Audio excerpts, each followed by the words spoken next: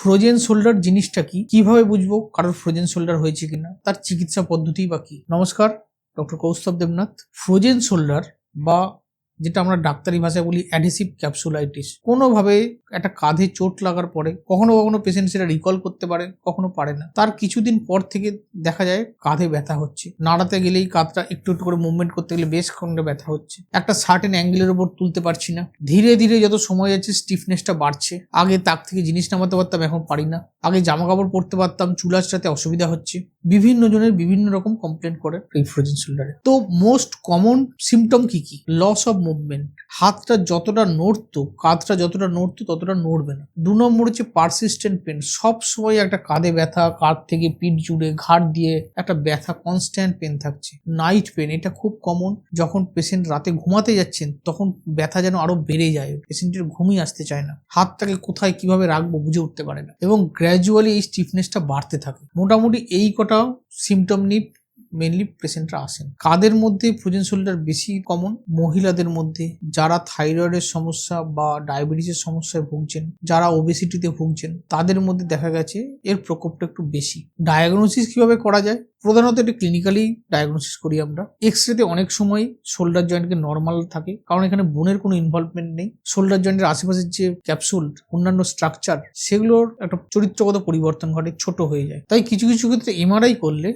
যদি প্রয়োজন পড়ে এমআরআই করে দেখা যেতে পারে। চিকিৎসা কি? প্রথম এবং প্রধান চিকিৎসা হচ্ছে ফিজিওথেরাপি। ফিজিওথেরাপি মানে শুধু আল্ট্রাসাউন্ড থেরাপি বা ইন্টারফারেন্সিয়াল থেরাপি এগুলো নয়, সেগুলোও দরকার আছে।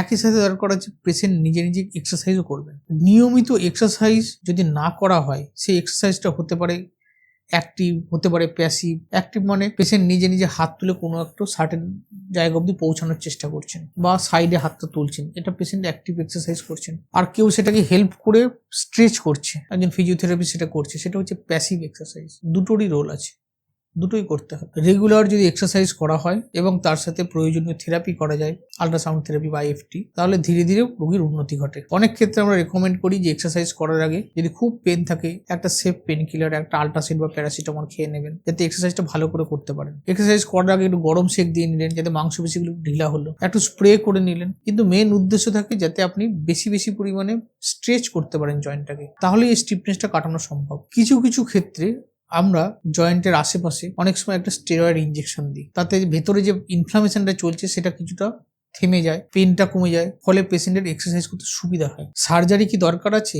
হ্যাঁ, সার্জারি কখনো কখনো লাগে। মনে করুন কারোর এতই ফ্রোজেন শোল্ডার এতই স্টিফ হয়ে গেছে, তিনি হাত নাড়তেই পারছেন না, এবং সেক্ষেত্রে এক্সারসাইজ তার জন্য ভীষণ পেনফুল। সেক্ষেত্রে পেশেন্টকে অ্যানাস্থেসিয়া দিয়ে, তার মধ্যে দিয়ে কিছু পোর্ট বানিয়ে আর্থ্রোস্কোপি করে সেখানে জল ভরে দেওয়া হয়, মেডিকেটেড স্যালাইন ভরে দেওয়া হয়, দিয়ে যে জয়েন্ট ক্যাপসুল আছে সেটাকে স্ট্রেচ করে দেওয়া হয়, ফুলিয়ে দেওয়া হয়, ভেতরে যে অ্যাডিশনগুলো হয়ে গেছে সেটা ছাড়িয়ে দেওয়া হয়। কিন্তু পেশেন্টের অ্যানাস্থেসিয়া দেওয়া থাকা সত্ত্বেও সেই শার্প পেনটা পেশেন্টের হয় না। তারপরে আবার ফিজিওথেরাপি করা হয়। বা কোনো ক্ষেত্রে কোনো জয়েন্টের আর্থ্রাইটিস হয়ে গেছে, তার ফলে ওখানে পেন হচ্ছে, সেক্ষেত্রে ওই জায়গাটাকে সেভ করে দেওয়া হলো। সেভিং করার জন্য এবার যে মাসেলটা নড়াচড়া করার জন্য জায়গা পেয়ে গেল। তো এরকম স্পেসিফিক কিছু ইন্ডিকেশনে সার্জারিও করা দরকার হতে পারে। ফ্রোজেন শোল্ডার হলে তাহলে কি কি করবেন আর কি কি করবেন না? যেটা করবেন সেটা হচ্ছে স্টে অ্যাক্টিভ। সবসময় যতটা পারা যায় মনে রেখে হাতটাকে ব্যবহার করুন, নাড়াচাড়া করুন, সচল রাখুন। যে ব্যায়ামগুলো আপনাকে শেখানো হয়েছে সেগুলোর উপর ভরসা রাখুন, করুন। কি করবেন না? কোনো সাডেন মুভমেন্ট করবেন না, ঝটকা দেবেন না, বা অনেকক্ষণ ইনঅ্যাক্টিভ থাকবেন না, তাহলেই ও কিন্তু আবার আস্তে আস্তে গুটিয়ে যাবে, স্টিফ হতে শুরু করবে। অনেকের একটা ভুল ধারণা আছে যে ফ্রোজেন শোল্ডার হলে 4 দিন 5 দিন ওষুধ খাবো, 4 দিন 5 দিন ব্যায়াম করবো, আমি ভালো হয়ে যাবো। তারা এসে বলে ডাক্তারবাবু ওষুধ তো খেলাম, ব্যায়াম করলাম, ভালো তো হলাম না। কতদিন লাগে ফ্রোজেন শোল্ডার ভালো হতে? 3 মাস 6 মাস লাগতে পারে, কিছু কিছু ক্ষেত্রে 1 বছরও লাগতে পারে। খুব গ্র্যাজুয়ালি স্লোলি রিকভারি হতে থাকে, তাই ধৈর্য রাখাটা জরুরি।